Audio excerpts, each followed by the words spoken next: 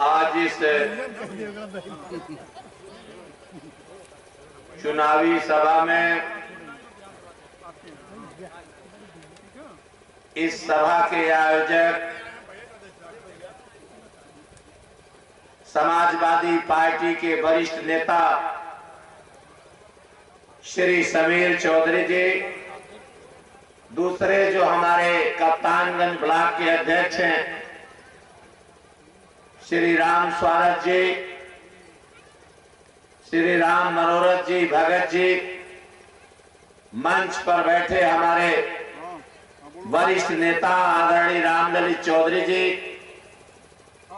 इस जनपद के, इस मंडल के विधान परिषद के सदस्य आदरणीय सन्नी यादव जी, इस जनपद के चुनाव के प्रभारी श्री राज कपूर यादव जी, मंच पर बैठे समाजवादी वरिष्ठ नेता पूर्व विधायक आदरणीय श्री राजमणि पांडे जी, श्री सीताराम चौहान जी, श्री आरडी निषाद जी, अभी संचालन कर रहे थे श्री अजीत सिंह जी, श्री चंद्रिका यादव जी, मंच पर बैठे सभी सम्मानित नेतागण, यहाँ उपस्थित सभी किसान भाइयों, माता बहनों, नौजवान साथियों, पहले तो हम आपको हृदय से धन्यवाद देंगे, आभार व्यक्त करेंगे कि सवेरे 10 बजे से आप यहाँ बैठे हैं आशीर्वाद देने के लिए, सहयोग देने के लिए, समर्थन देने के लिए। जो आज उम्मीदवार हैं श्री कविंद्र चौधरी अतुल, जिनको आशीर्वाद देके आदरणीय अखिलेश यादव जी ने आपके बीच में भेजा है, हम आज के मौके पर आपसे कहना चाहते हैं किसान भाइयों, आने वाली 3 तारीख को आपको फैसला लेने का मौका मिलेगा। मेरा पूरा विश्वास है कि जब आप फैसला लेने जाएंगे, आपका फैसला श्री अखिलेश यादव जी के पक्ष में होगा, समाजवादी पार्टी के पक्ष में होगा। मैं इस नाते कह रहा हूं कि आपने पीछे 5 वर्षों तक 2012 से 17 तक श्री अखिलेश यादव जी के कार्यों को देखा है, चाहे वो किसानों के हित में, चाहे वो पिछड़ों के हित में, दलितों के हित में हमारी माता बहनें बैठी हैं, उनके हित में तमाम फैसला लेने का काम श्री अखिलेश यादव जी ने अपने कार्यकाल में किया था। हमारी माता बहनें बैठी, समाजवादी पेंशन के रूप में इनको 500 रुपया देने का काम आदरणीय अखिलेश यादव ने शुरू करने का काम किया था।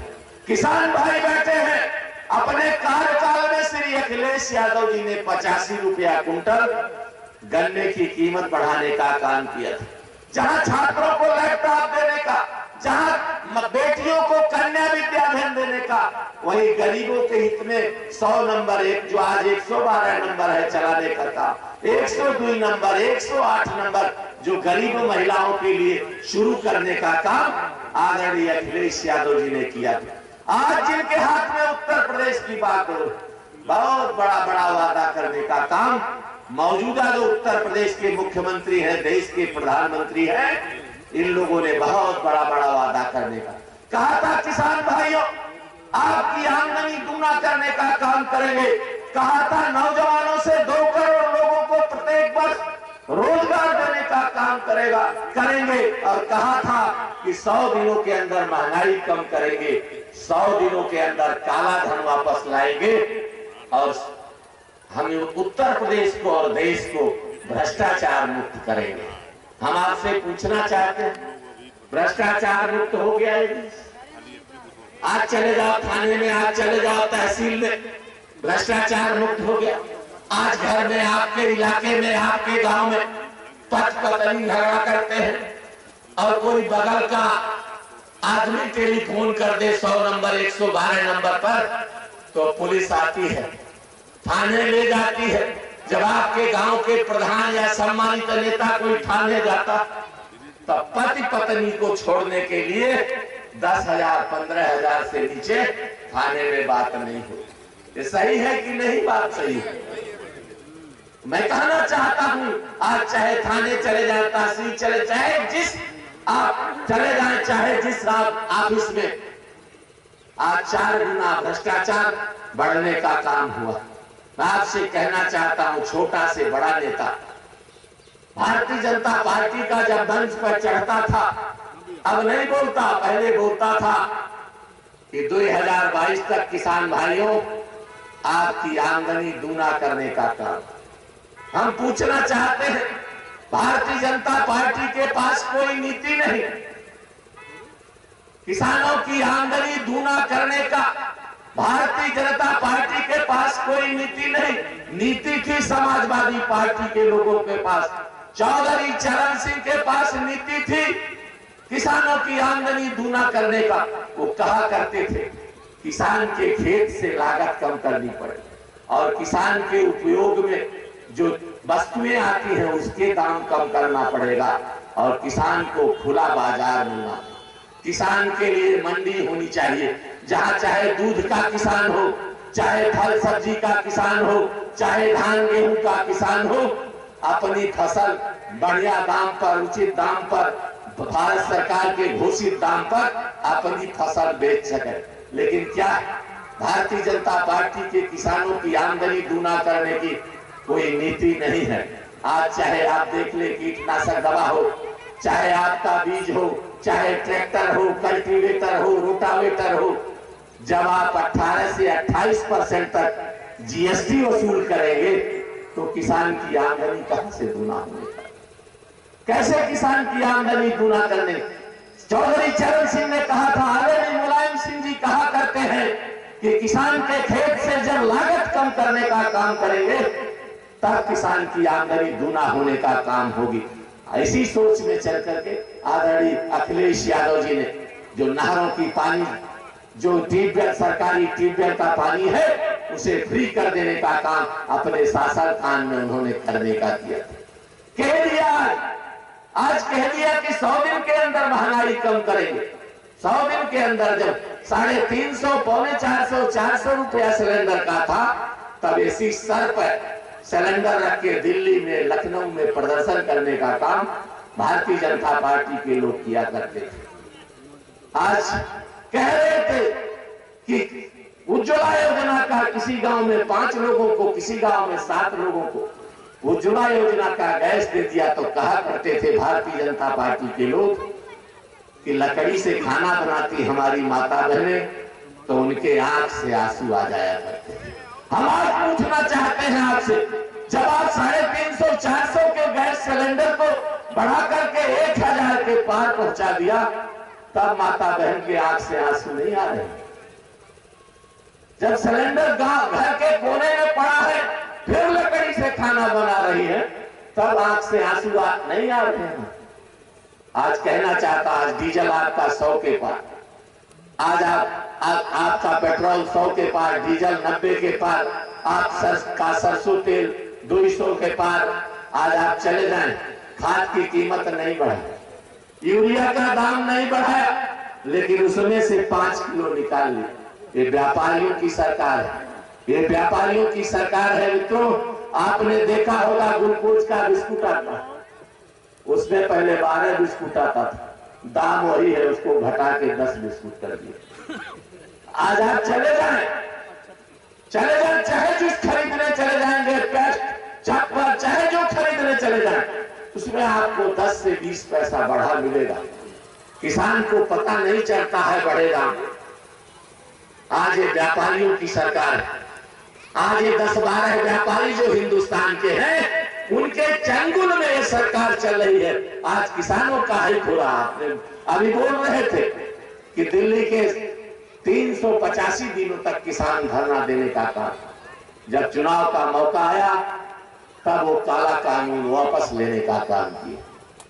कह दिया 2 करोड़ लोगों को रोजगार देने का। 7 साल बीत गया, 7.5 साल, 8 साल, इस हिसाब से 2 करोड़ देते तो 16 करोड़ लोगों को रोजगार मिलता। आज पता चला 2 करोड़ लोगों को रोजगार देने वाली 2 लाख लोगों को भी हिंदुस्तान में, और ऊपर से 4-6 करोड़ लोग बेरोजगार हो गए। और उत्तर प्रदेश की जो सरकार है योगी आदित्यनाथ की, जितनी परीक्षाएं इन्होंने कराई सारा का सारा पेपर लीक हो गया। पेपर लीक नहीं होता है नौजवान मित्रों, कराया जाता है, जिससे किसान के बेटों को, नौजवान पिछड़े दलित के बेटे को रोजगार न देना पड़े। इस नाते पेपर लीक हुआ करते। इस नाते आज के मौके पर आपसे निवेदन करना चाहेंगे, प्रार्थना करना चाहेंगे, तमाम हमारे पिछड़े समाज के नौजवान लोग, बड़े संघर्षों के बाद आपको 100 में 27% मिला था। बहुत संघर्ष करना पड़ा था। आपको मालूम है बाबा साहब भीमराव अम्बेडकर जी ने, आदरणीय डॉक्टर राम मनोहर लोहिया जी ने नारा दिया था, सोशलिस्टों ने बांधी गांठ, पिछड़े पावे 100 में 60।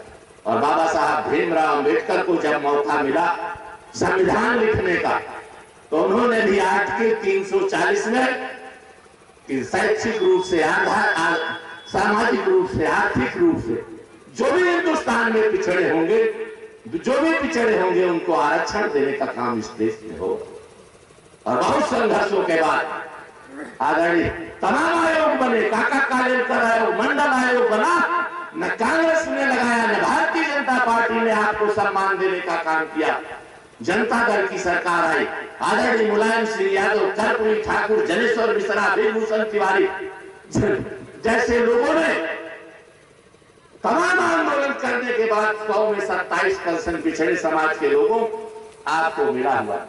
5 वर्षों में भारतीय जनता पार्टी ने धीरे धीरे उसको भी समाप्त करने का काम, चाहे 69,000 की भर्ती हो, चाहे 68,500 की भर्ती हो, चाहे गोरखपुर विश्वविद्यालय हो, सिद्धार्थनगर का विश्वविद्यालय हो, चाहे बांदा का विश्वविद्यालय हो, यह भर्ती आपके पिछड़े समाज को धीरे धीरे, पिछड़े समाज को जो सम्मान मिला था उसको इस सरकार ने समाप्त करने का।